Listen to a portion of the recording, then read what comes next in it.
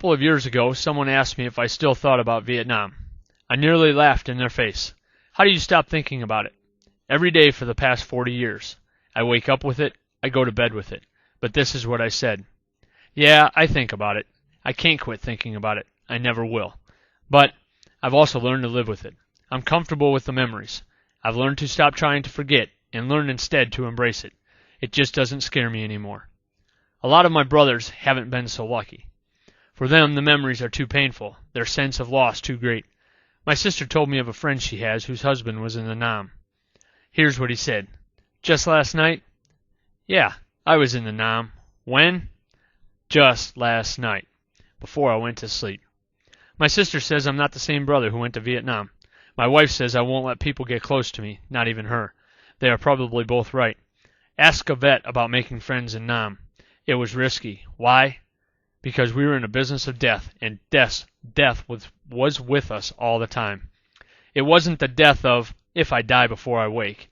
This was the real thing, the kind where boys scream for their mothers, the kind that lingers in your mind and becomes more real each time you cheat it. You don't want to make a lot of friends when the possibility of dying is that real, that close. When you do, friends become a liability. A guy named Bob Flanagan was my friend. Bob Flanagan is dead. I put him in a body bag one sunny day, April 29th, 1969. We'd been talking, only a few minutes before he was shot, about what we were going to do when we got back to the world. Now, this was a guy who had come in country the same time as myself, a guy who was lovable and generous. He had blue eyes and sandy blonde hair. When he talked, it was with a soft drawl. I loved this guy like the brother I never had, but I screwed up. I got too close to him. I broke one of the unwritten rules of war.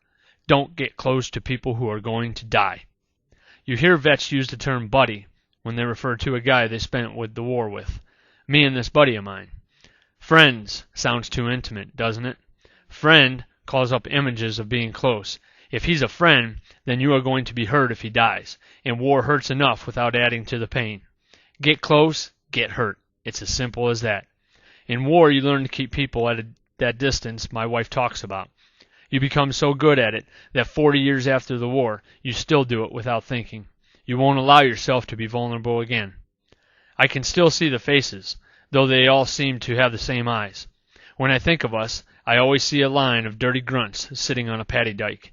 We're caught in the first gray sliver between darkness and light. That first moment when we know we've survived another night, and the business of staying alive for one more day is about to begin. There was so much hope in that brief space of time. It's what we used to pray for. One more day, God. One more day. I can hear our conversations as if they'd only just been spoken. I still hear the way we sounded. The hard, cynical jokes, our morbid senses of humor. We were scared to death of dying, and tried our best not to show it. God, I love those guys. I hurt every time one of them died. We all did. Despite our posturing, despite our desire to stay disconnected, we couldn't help ourselves.